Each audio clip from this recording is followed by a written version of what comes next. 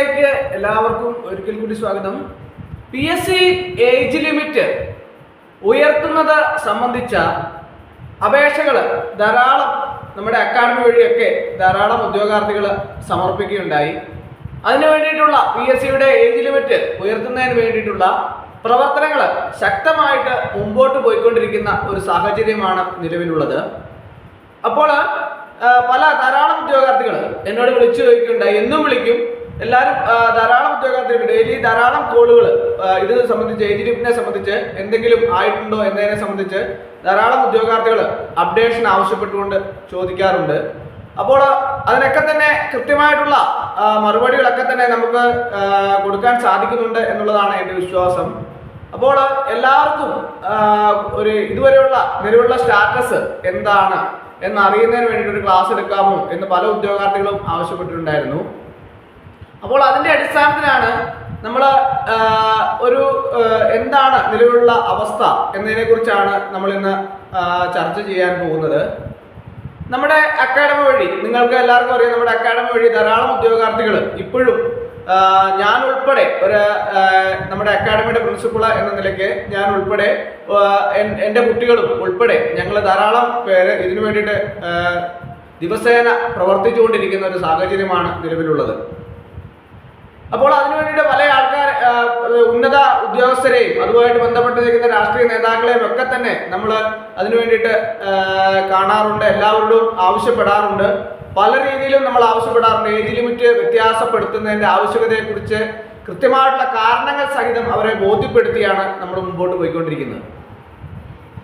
അപ്പോൾ അങ്ങനെ വരുമ്പോൾ ഈ ഏജ് ലിമിറ്റിൽ വ്യത്യാസം വരുത്തേണ്ട എന്താണ് ആവശ്യം, അല്ലെങ്കിൽ അതിൻ്റെ ഗുണം എന്താണ്, അല്ലെങ്കിൽ അതിൻ്റെ ഏജ് ലിമിറ്റ് വ്യത്യാസം വരുത്തേണ്ട ആവശ്യകത എന്താണ് എന്നതിനെ കുറിച്ചൊക്കെ വ്യക്തമായ ധാരണ നമ്മുടെ കേരളത്തിലെ നിലവിലുള്ള സർക്കാർ ഭരണ സംവിധാനങ്ങളെ വ്യക്തമായിട്ടും കൃത്യമായിട്ടും ബോധ്യപ്പെടുത്താൻ സാധിച്ചു എന്നുള്ളതാണ് ഒരു പരിധിവരെ നമുക്ക് മനസ്സിലാക്കാൻ സാധിക്കുന്നത്.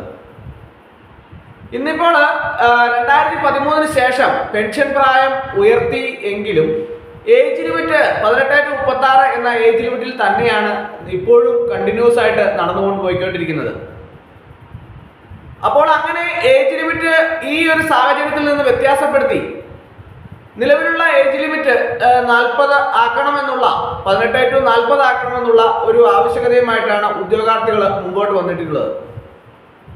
അപ്പോൾ സാധാരണ രീതിയിൽ ഉള്ള മാറ്റം, അതായത് നമ്മൾ കൃത്യമായിട്ടുള്ള പറഞ്ഞാൽ ഒരു വ്യത്യസ്തമായ രീതിയിലല്ല നമ്മുടെ സത്യസന്ധവും നീതിയുക്തമായിട്ടുള്ള ഒരു നിലപാടിലേക്കാണ് വരണമെന്നാണ് നമ്മൾ ബഹുമാനപ്പെട്ട സർക്കാരിനോട് ആവശ്യപ്പെടുന്നത്. പെൻഷൻ പ്രായം 60 ആക്കുമ്പോൾ സ്വാഭാവികമായിട്ടും ഏജ് ലിമിറ്റ് ഉയർത്തേണ്ട ആവശ്യകതയുണ്ട്.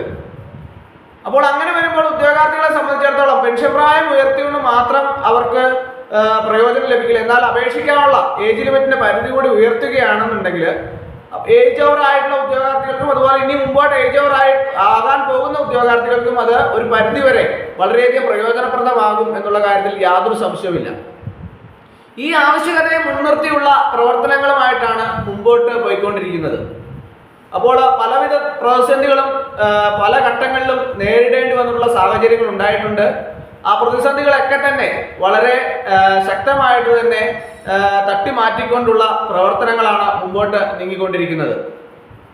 ഇപ്പോൾ നിലവിൽ ഏജ് ലിമിറ്റ് ഉയർത്തുന്നതിനെ സംബന്ധിച്ചുള്ള പ്രവർത്തനങ്ങളുമായി ബന്ധപ്പെട്ട് ബഹുമാനപ്പെട്ട മുഖ്യമന്ത്രിയുടെ ഓഫീസുമായി ബന്ധപ്പെട്ടുള്ള അപേക്ഷകളൊക്കെ തന്നെ അവിടെ മുഖ്യമന്ത്രി ഓഫീസിൽ സമർപ്പിക്കാനും അവിടെ എത്തി അവിടെ മുഖ്യമന്ത്രിയുടെ ഓഫീസുമായി ബന്ധപ്പെട്ടുള്ള ജീവനക്കാരെയും അവരുടെ ഉന്നത ഉദ്യോഗസ്ഥരെയൊക്കെ തന്നെ നമുക്ക് കാര്യങ്ങളൊക്കെ തന്നെ വ്യക്തമായിട്ട് ബോധ്യപ്പെടുത്താനും കുട്ടികൾക്ക് സാധിച്ചിട്ടുണ്ട് എന്നുള്ളതാണ് അറിയാൻ കഴിയുന്നത്. അപ്പോൾ അങ്ങനെ വരുമ്പോൾ അവിടുത്തെ പ്രവർത്തനങ്ങളൊക്കെ തന്നെ കൃത്യമായിട്ടുള്ള ഒരു രൂപരേഖ തയ്യാറാക്കി ആ രൂപരേഖയ്ക്ക് അനുസരിച്ച് കൃത്യമായി ക്രോഡീകരിച്ചുള്ള ഒരു പ്രവർത്തനങ്ങളാണ് ഇപ്പോഴും കാഴ്ചവെച്ചുകൊണ്ടിരിക്കുന്നത്. അപ്പോൾ കൃത്യമായിട്ടുള്ള അതായത് ഏജ് ലിമിറ്റ് ഉയർത്തുന്ന സംബന്ധിച്ച വ്യക്തമായ ഒരു തീരുമാനത്തിലേക്ക് ഇനിയും എത്തിച്ചേർന്നിട്ടില്ല എന്നുള്ള ഒരു വിഷമത്തിലാണ് പല ഉദ്യോഗാർത്ഥികളും. നമ്മുടെ ശക്തമായ പ്രവർത്തനങ്ങൾക്ക് വിജയം ഉണ്ടാകണമെങ്കിൽ അതിനാവശ്യമായിട്ടുള്ള ഏജ് ലിമിറ്റ് എത്ര കണ്ട് വ്യത്യാസം വരുത്തുമോ, ഏജ് ലിമിറ്റിൽ വ്യത്യാസം വരുത്തുമോ അത്ര കണ്ട് വ്യത്യാസം വരുത്തിയാൽ ഉദ്യോഗാർത്ഥികൾക്ക് കൂടുതൽ പ്രയോജനം ലഭിക്കുന്ന ഒരു സാഹചര്യമാണ് ഉണ്ടാകുന്നത്.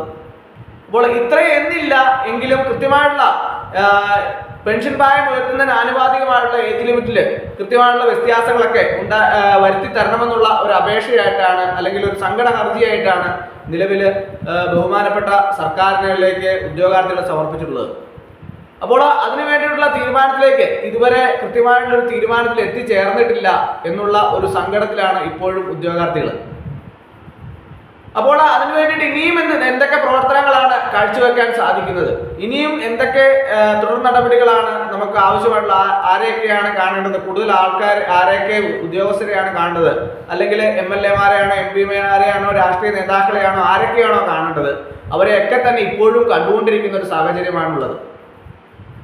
അപ്പോൾ അങ്ങനെ കാണുന്ന അവസരത്തിൽ ഇനിയും ഏജ് ലിമിറ്റിൽ വ്യത്യാസങ്ങൾ ഉണ്ടാവാനുള്ള സാധ്യതകൾ വരുത്തുമെന്നുള്ള ഒരു ശുഭപ്രതീക്ഷയോടുകൂടി തന്നെയാണ് മുമ്പോട്ട് പോയിക്കൊണ്ടിരിക്കുന്നത്.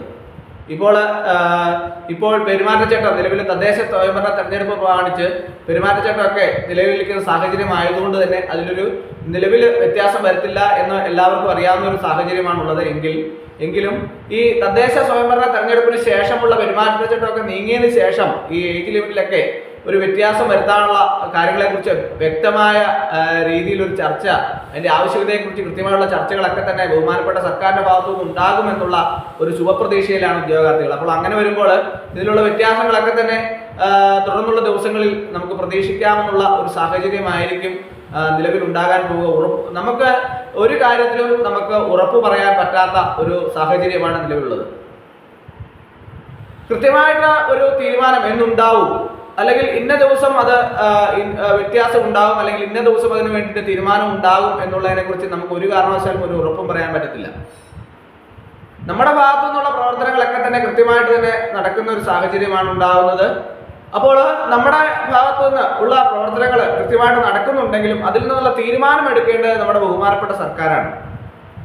ബഹുമാനപ്പെട്ട സർക്കാർ അതനുസരിച്ചുള്ള കൃത്യമായുള്ള തീരുമാനങ്ങളൊക്കെ സർക്കാരിന്റെ ഭാഗത്തുനിന്ന് നമുക്ക് ഉദ്യോഗാർത്ഥികൾക്ക് വേണ്ടിയിട്ട് ഉണ്ടാകും. അത് എപ്പോഴത്തേക്ക് ഉണ്ടാകും, അല്ലെങ്കിൽ എപ്പോൾ അതിന്റെ തീരുമാനങ്ങൾ പുറത്തിറക്കും എന്നതിനെ കുറിച്ച് നമുക്ക് കൃത്യമായ ഒരു ധാരണയിലോ അല്ലെങ്കിൽ കൃത്യമായൊരു ഡേറ്റോ പറയാൻ നമുക്ക് ഒരിക്കലും സാധിക്കില്ല. അപ്പോൾ എന്തായാലും ഏജ് ലിമിറ്റിൽ വ്യത്യാസം ഉണ്ടാകും എന്നുള്ള ഒരു ശുഭപ്രതീക്ഷ എല്ലാവർക്കും ഉണ്ട്. ആ ഒരു പ്രതീക്ഷയിൽ തന്നെ മുമ്പോട്ട് പോവുക.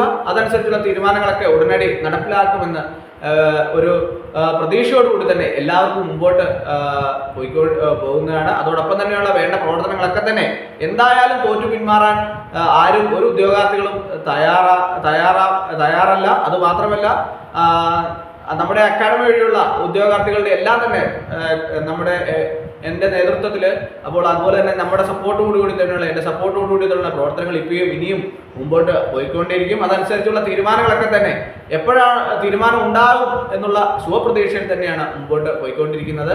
അപ്പോൾ എല്ലാവർക്കും അനുകൂലമായ രീതിയിലൊരു തീരുമാനം ബഹുമാനപ്പെട്ട സർക്കാരിൻ്റെ ഭാഗത്തുനിന്ന് ഉണ്ടാകും എന്നുള്ള പ്രതീക്ഷയിലാണ് എല്ലാവരും മുമ്പോട്ട് പോയിക്കൊണ്ടിരിക്കുന്നത്. അതനുസരിച്ചുള്ള തീരുമാനങ്ങളൊക്കെ എപ്പോഴും ഉദ്യോഗാർത്ഥികളുടെ ഭാഗത്തു നിന്ന് പ്രവർത്തിച്ചുകൊണ്ടിരിക്കുന്ന സർക്കാർ നമുക്ക് ഉദ്യോഗാർത്ഥികൾക്ക് വേണ്ടിയിട്ടുള്ള എല്ലാ കാര്യങ്ങളിലും ഒരു അനുകൂലമായ നിലപാട് സ്വീകരിക്കും എന്ന വിശ്വാസത്തിൽ നമുക്ക് മുമ്പോട്ട് പോകാം. അപ്പോൾ ഇന്നത്തെ ക്ലാസ് എല്ലാവർക്കും ഇഷ്ടമായെന്ന് വിചാരിക്കുന്നു. ഒരിക്കൽ കൂടി നന്ദി പറഞ്ഞു നിർത്തട്ടെ. നന്ദി, നമസ്കാരം.